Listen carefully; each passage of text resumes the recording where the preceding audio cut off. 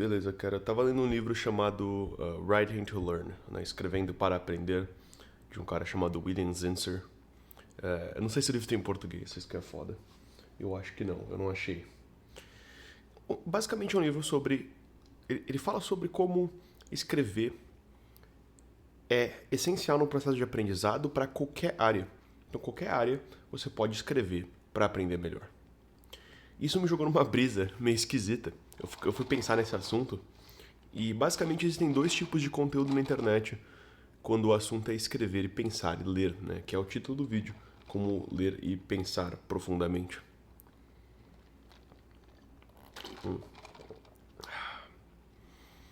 Existem dois tipos de conteúdo sobre esse assunto na internet.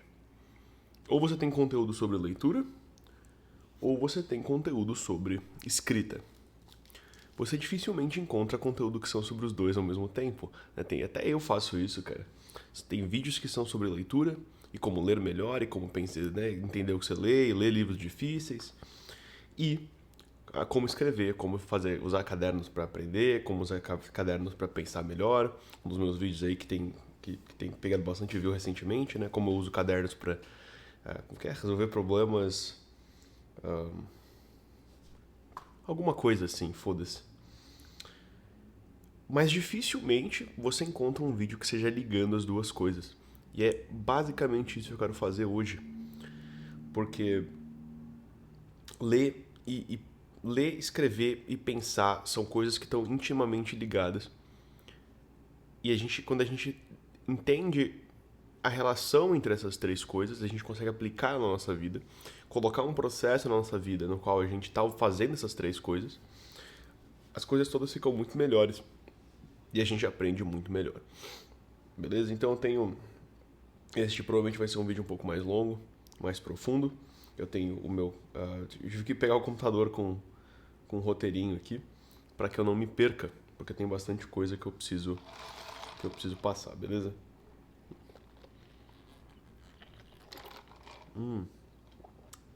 Tô meio de ressaca, dor de cabeça.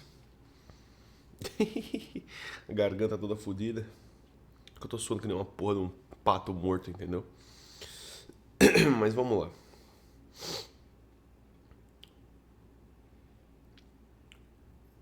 Essas três coisas estão intimamente ligadas porque as três trabalham juntas para uma coisa que chamamos de representações mentais.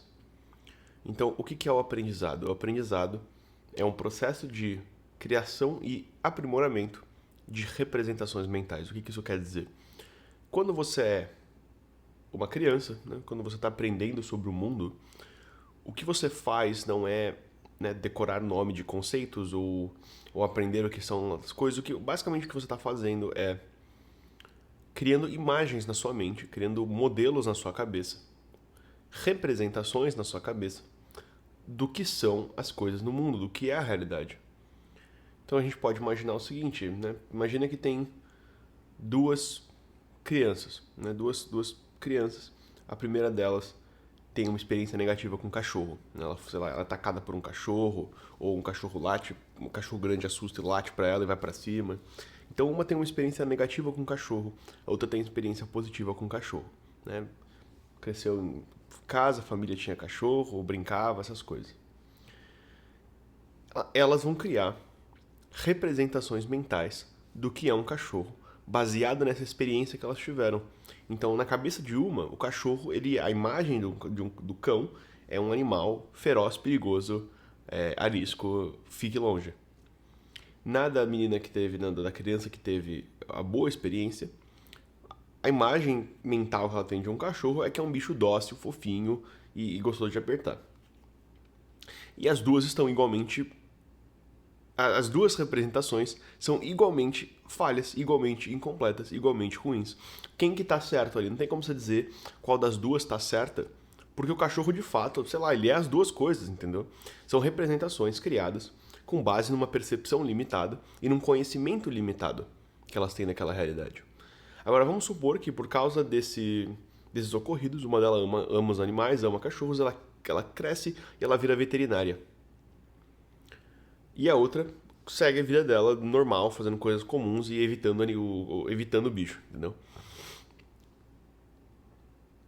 A que teve experiência negativa, talvez ela supere esse trauma. Né? Talvez ela resolva esse problema e isso deixe de ser... ela não tenha mais medo de cachorro, ela entenda. Ela vai aprimorando a representação mental que ela tem, com base em novas experiências e novos conhecimentos. Depois ela conhece outra pessoa que tem um cachorro que é fofinho, aí depois talvez ela faça uma terapia, né, uma terapia de exposição, para ir se acostumando, para ir perdendo a fobia, perdendo o medo. Mas, beleza, ela aprimorou a representação mental que ela tem do cachorro, tá mais próximo com a realidade do que estava antes, quando era só uma experiência limitada e extremamente emocional. Aqui, a outra criança que vira veterinária porque gosta do bicho, ela vai criando uma representação muito mais fiel à realidade. Né? Ela vai adicionando, então é assim que funciona, é assim que funciona o organismo do bicho, é assim que funciona o sistema digestivo, essas coisas. Ela vai adquirindo conhecimento sobre aquele assunto e aquele conhecimento vai aprimorando essa representação mental, ou seja, vai tornando ela mais próxima da realidade. É impossível que a representação mental seja a totalidade da realidade. Isso é uma coisa importante deixar claro. Esse modelo mental, ele nunca... Não tem como chegar... Não dá para esse modelo mental ser uma representação completa da realidade. Porque mesmo se você for o veterinário mais pica do mundo, não quer dizer que você, por exemplo, sabe como adestrar um cachorro, né? Então tem muitas nuances no adestramento do cachorro, ensinar ele a, sei lá, proteger um sítio, alguma coisa assim, que o veterinário não entende. Mas também são parte daquilo que compõe o cachorro, né? Ou uma pessoa que tem uma visão mais simbólica vai ver o animal não só como um bicho, mas como um símbolo, né? Um símbolo de força, de lealdade, de proteção, né? De caça, sei lá. Então a representação mental, ela nunca vai ser 100%... ela nunca vai conseguir representar a realidade na sua totalidade, mas quanto mais preciso for a representação, quanto mais realista for ela, quanto mais próxima ela tiver do que é aquele negócio na realidade, mais a gente pode se dizer que a gente sabe de alguma coisa. Qual que é a diferença entre um especialista e um amador? Que o especialista, ele tem modelos mentais mais desenvolvidos, modelos mentais, representações mentais mais fiéis à realidade. Ou seja, ele tem mais profundidade sobre algum assunto, né? Ele tem mais profundidade. E a profundidade, né, não é a mesma coisa que saber muito. Profundidade é um pouco diferente. Profundidade, você só consegue atingir profundidade quando você consegue articular essas três coisas, o pensar, o ler e o escrever. Por quê? Porque, vamos lá, ler, fácil entender, ler, você de boa. Todo mundo entende. Tá? Adquire conhecimento, você, né, coloca novas informações na cabeça, você vê o mundo de um jeito diferente. Pensar, certo, você tem que pensar para poder ler e entender. Mas o escrever, ela é a coisa que permite não só com que você lembre aquela coisa, mas que você torne aquele conhecimento seu, de fato. O que eu quero dizer com isso, né? Porque saber alguma coisa é diferente, como diria o Mortimer Adler no livro Como Ler um Livro, ele faz uma distinção muito interessante entre entendimento e conhecimento. Você pode ler o jornal, você pode assistir TikTok e ficar vendo notícias, e você vai ter o conhecimento de muitos fatos, né? Você vai saber de muitas coisas que estão acontecendo, de muitas fun facts e informaçõezinhas curiosas e curiosidades. Mas entender as coisas é diferente de saber e ter conhecimento. E você não precisa necessariamente ter muito conhecimento para entender bastante sobre as coisas. O entendimento não é só decorar fatos, mas também é você conseguir saber como aquela coisa funciona, de onde ela vem, como ela se comporta com outras coisas, como ela se articula com outras coisas. Não é simplesmente você ter umas paradas decoradas, um monte de informação decorada. A profundidade, ela vem de uma teoria com uma experiência. Quando você tem teoria, quando você tem só a teoria em si, você não tem peso naquilo que você fala, né? Uma coisa é eu sentar aqui e eu falar sobre coisas que eu faço, né? Que eu leio, que eu estudo, que meus métodos, cara. Outra coisa é eu tentar sentar aqui, depois de ter lido um livro sobre, sei lá, treinamento, até equitação né, equitação, montar cavalo. Sem nunca ter montado num cavalo, por exemplo, né? Tipo, eu já montei num cavalo, mas eu não, sabe, eu não poderia te falar, algumas poucas vezes, eu não poderia não teria peso aquilo que eu falo, né? Tem uma palavra que eu gosto que é o gravitas. Não teria gravitas, não teria presença, né? Não teria peso, de fato, aquilo que eu tô falando. Por quê? Porque eu nunca fiz o bagulho, entendeu? É simples assim. Eu tenho só a teoria. A teoria, sem a experiência, ela fica fútil, ela fica leve, ela fica, foda-se, entendeu? Ela não bate com força. Mas só a experiência sem a teoria, ela você se torna meio raso, né? Você tem uma experiência limitadinha ali que você só consegue falar sobre aquela experiênciazinha ali que você teve, entendeu? Você não sabe o que é que tá acontecendo, você não sabe como que funciona, você pode até, sei lá, saber como funciona, não sei o quê, mas você não entende as nuances mais fortes daquilo porque você também não tem a teoria. Então a profundidade ela vem da teoria com a prática. E escrever permite que você torne aquele negócio seu, porque você tem que explicar com as suas próprias palavras, você tem que falar, você tem que criar. Você tem que organizar a informação, né? O livro já está organizado para você. O livro já foi alguém que foi lá e pensou pra caralho sobre um assunto e escreveu um livro sobre isso. Às vezes o cara passou a vida inteira pesquisando um assunto, sintetizou e organizou aquela informação e colocou num livro. Quando você escreve, você está fazendo esse processo de juntar a sua experiência vivida com uma teoria que você absorveu e criando assim profundidade, tornando aquele conhecimento seu. Eu só consigo falar, né, sobre representações mentais dessa forma porque eu li, eu aprendi, eu pensei sobre o assunto e eu escrevi. Né? Se eu não tivesse escrito sobre o assunto, eu não conseguiria falar sobre representações mentais, sobre esse processo todo com tanta propriedade. Porque eu entendi como isso funciona na minha vida, e na teoria, e na prática, e a minha experiência vivida. E aí a escrita, ela então segundo esse livro, e também na minha opinião, e a minha experiência, a chave para a gente conseguir ler e pensar profundamente. Para a gente conseguir ler e pensar com profundidade. Beleza? Então agora, eu queria passar para vocês um passo a passo aqui de como você pode usar da escrita para poder ler e pensar de forma mais profunda. A primeira coisa, eu acredito que eu gosto de, quando eu leio, eu gosto de marcar as coisas, como marcar texto, ou se for no Kindle, você consegue fazer a marcação no Kindle. Quando você vai lendo alguma coisa, é natural que alguma coisa te chame a atenção. Alguma frase, alguma ideia, algum exemplo, algo vai te chamar a atenção. E eu gosto de marcar essa coisa.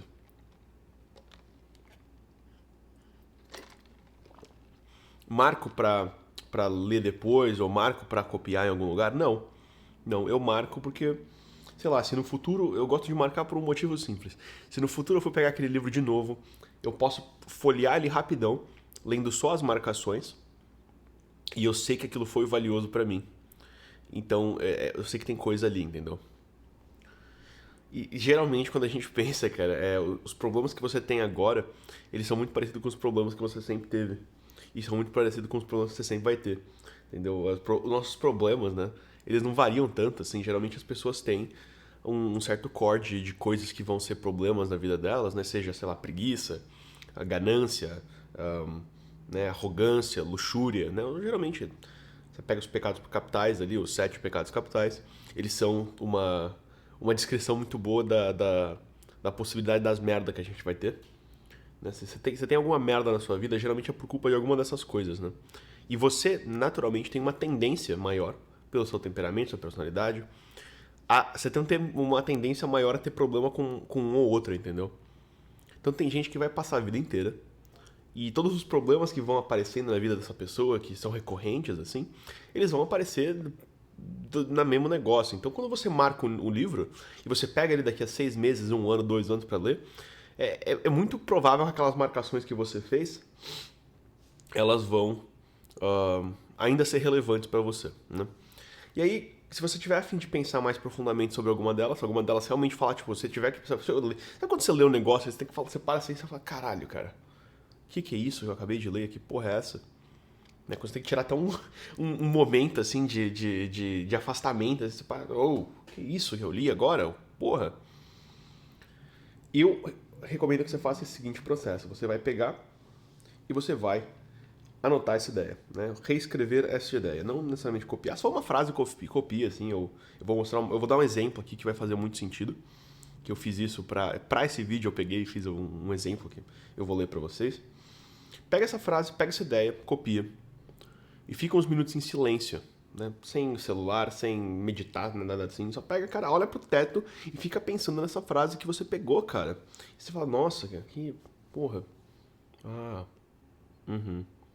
repete a frase, né? Tá bom, beleza.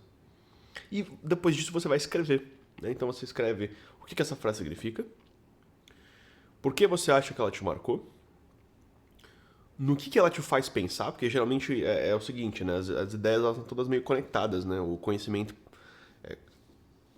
como existe uma verdade, né? Isso sei lá, você não consegue concordar comigo que existe uma verdade, sei lá, é difícil você levar a sério e fazer qualquer uma das coisas que eu te falo se você não consegue partir do princípio de que existem coisas que são verdades objetivas, né? E por teoria, se existem coisas que são verdade, logo deve existir uma coisa que é a verdade como um todo, como conceito, absoluta. Existe uma verdade máxima, da onde todas as coisas vêm. Beleza? É meio abstrato, mas fica comigo aqui, vai? Presta atenção, né? Para de scrollar pros comentários e para de olhar os videozinhos embaixo, o próximo vídeo que você vai ver. Foca aqui comigo um pouquinho. Existe a verdade grande, o conceito de verdade, uma verdade única, inteira e perfeita, da qual todas as outras verdades menores saem, certo? Então, beleza, a lei da gravidade é uma verdade, né? Existe gravidade, ponto. Mas para existir gravidade, deve existir uma outra verdade, que é o universo existe, né? O universo existe, e não só o universo existe, mas ele existe com uma série de leis e mecanismos de funcionamento que são consistentes e que são inteligíveis. A gente consegue entender eles por meio da razão. Tranquilo? Beleza. Entendeu isso aqui? Pá. Ótimo. Então, quando você...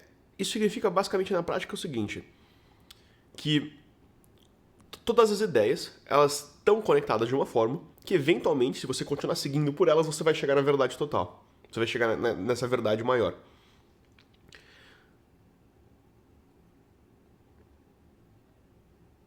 Então, anota, escreve no que nessa ideia que você pegou essa frase te faz pensar. Quais são as outras ideias que você vai puxando quando você vai falando sobre um determinado assunto, né? Eu vou mostrar exatamente como vai funcionar isso aqui daqui a só um segundinho. E por último, você escreve como que ela existe no seu redor e na sua vida. Às vezes você vai pegar uma frase e ela explica alguma coisa, algum sentimento, alguma coisa assim, e você começa a pensar, tipo, nossa, é verdade, aquela vez que a minha mãe me falou tal coisa, eu consigo perceber isso porque eu tive esse sentimento. Então, se você fizer isso, cara, quando alguma coisa te marca muito, você vai aumentar o seu autoconhecimento, você vai aumentar a profundidade da forma como você vê o mundo, né? Você vai conseguir entender mais as coisas ao seu redor. Porque qual que é o negócio, cara? Eu não quero falar aqui só pra... sabe, leia melhor e aprenda a ler, e a leitura como uma formazinha de você aprender umas coisinhas, uns livrinhos de marketing e vendas, assim, de ler um livrinho de empreendedorismo e ganhar um dinheirinho, entendeu?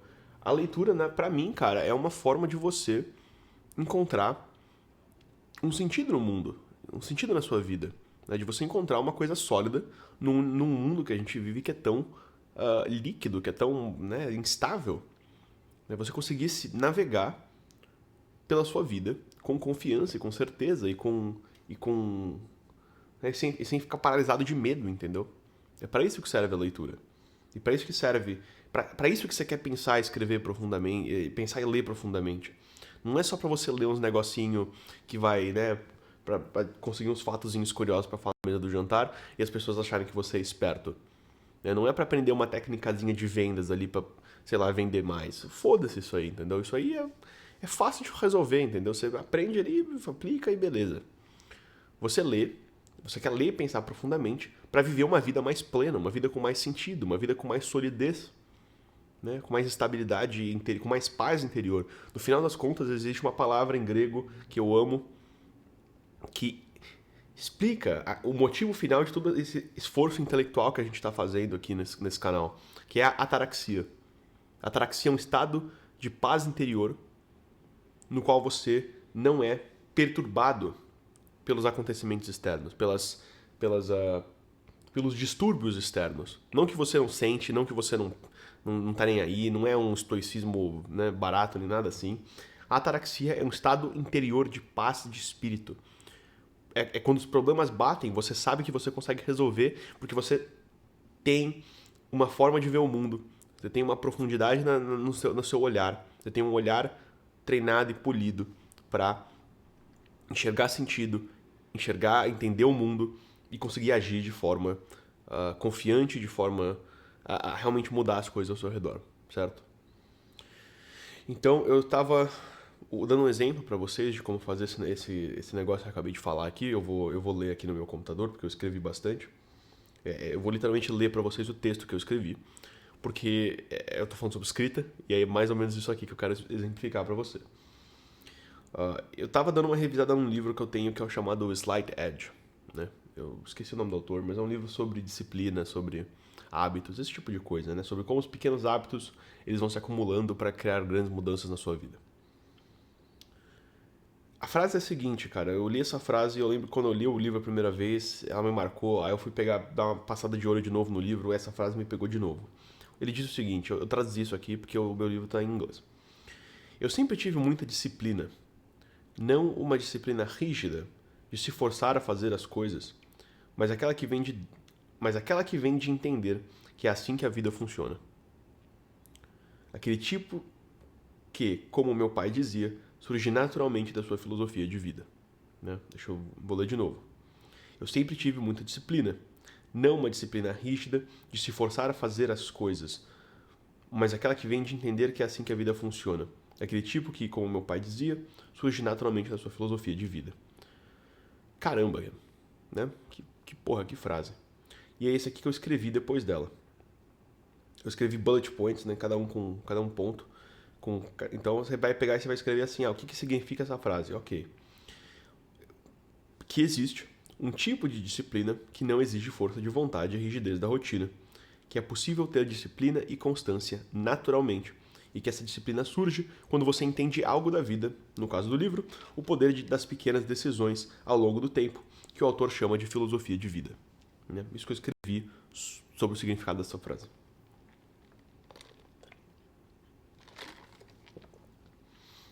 Aí depois, como que ela me marcou?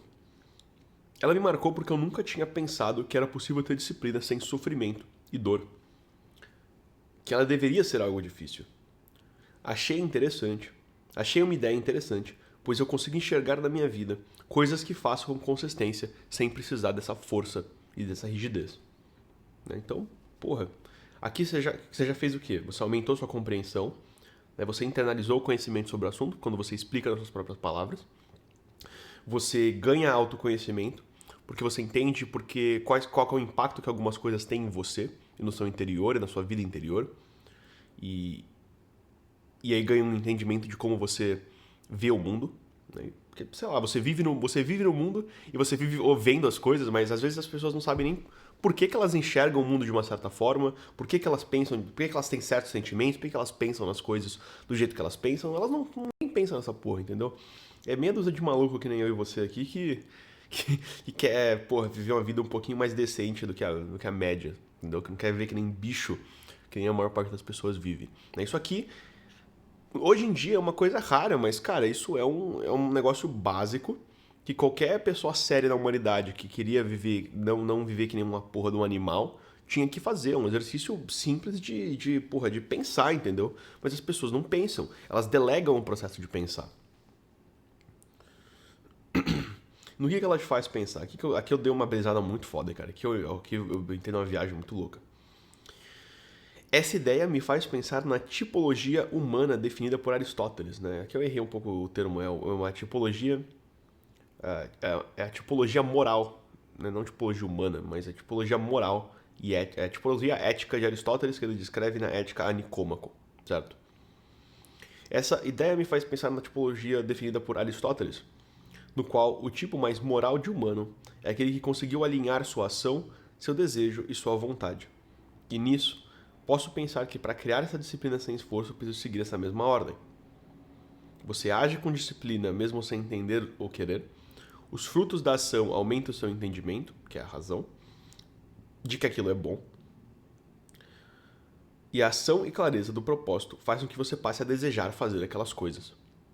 Então, o que Aristóteles diz dessa tipologia, basicamente? Ele define 5 tipos de humano. E ele categoriza basicamente de acordo com esse alinhamento da ação, do desejo e da vontade. Né? Então, uma pessoa que deseja as coisas certas pelos motivos certos e age de forma certa, para ele é o nível mais elevado. Né? E aí uma pessoa que, por exemplo, deseja as coisas erradas pelos motivos errados e toma ações erradas é o tipo mais baixo. Né? Então, o que a gente tem que fazer, né? O que a gente quer fazer? Como que a gente cria essa disciplina sem esforço? A gente tem que alinhar a nossa ação, o nosso desejo, a nossa vontade. A gente tem que querer fazer o negócio, né? Naturalmente querer fazer o negócio, porque a gente sabe para que a gente está fazendo aquilo e a gente sabe como os frutos daquela ação são bons pra gente. Então, pra você tem que seguir esse mesmo processo. Você começa a agir, mesmo que você não entenda exatamente quais são os benefícios e mesmo que você não sinta vontade de fazer. Essa é a disciplina clássica. Que os caras que, porra, tem vídeo do David Goggins falando, né, who's gonna carry the boats porra, corre 300 km com as pernas quebradas. Essa é a ação correta, né? Não necessariamente correr 300 km com a perna quebrada, mas você entendeu. É a ação correta. E essa ação, ela, mesmo se você não entende exatamente para que funciona, né, e sem querer fazer ela vai criando bons frutos. Esses bons frutos vão fazendo você entender melhor o porquê que aquela ação é boa. E conforme você vai vendo esses bons frutos e vai entendendo que aquela ação é boa racionalmente, você começa a sentir desejo de fazer aquilo. É quando você come só porcaria e você passa a comer, fazer dieta e comer direito forçado e você não quer e puta, é uma merda e você sente falta de comer McDonald's. Mas aí você começa a perder peso, você começa a se sentir melhor, você começa a ter mais energia. E aí você vai entendendo, tipo, caralho, era isso, cara, isso é bom, é uma sensação boa, eu me sinto bem, eu me sinto, porra, vivo. E você começa a ter vontade de comer direito. Porque aquilo faz você se sentir bem. Né? E você entende por que aquela porra é boa. Entendeu? Então é nisso que me fez pensar, né? Você vê que, porra, essa ideia é uma... Porra, Aristóteles. 300 anos de Cristo lá. Então as paradas... Cara, as ideias de hoje são ideias velhas com marketing novo. É só isso. O cara tem o novo método pra não sei o quê. Se funciona, tem uma boa chance de que é alguma coisa que a gente já sabe há uns 300, há uns 2000 e poucos anos. E por último, eu escrevi aqui como que ela existe ao meu redor. Eu já citei isso um pouco no outro parágrafo, mas aqui eu vou mais preciso, né? Eu falo que, cara, é simples. Todo o meu processo de ler, aprender e produzir vídeos é algo que eu faço com muita consistência há anos, mas que eu raramente preciso me forçar, né? Aí é muito difícil eu me forçar a fazer vídeo, cara. Porque eu não preciso. Eu quero fazer vídeo. Eu quero gravar, eu quero falar, eu tô 30 minutos falando. Porra, a minha garganta tá fodida. Mas eu tô falando e eu vou gravar mais uns 2 vídeos, sei lá, depois disso aqui.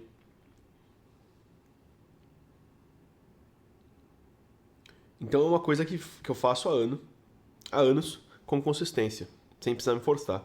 Pois eu segui o processo descrito por Aristóteles. Né? Eu comecei a fazer um negócio, mesmo sem entender direito se ia dar certo, e quando eu não tinha vontade de fazer também. Aí aquilo... E eu fui gradualmente entendendo por que eu gostava de queria fazer aquilo, e isso foi me gerando mais desejo de fazer aquele negócio. E aqui estamos aqui até hoje. Eu tenho essa disciplina de gravar e produzir vídeos, de criar conteúdo. É uma disciplina que vem naturalmente da minha filosofia de vida. Beleza? Então, vídeo um pouco mais longo que o comum, mas eu gostei bastante, eu acho que ficou bem completinho. Recapitulação rápida, né? A gente tem que entender que ler e pensar profundamente está diretamente ligado com escrever, porque você vai criando e melhorando as suas representações mentais do mundo, de como ele funciona.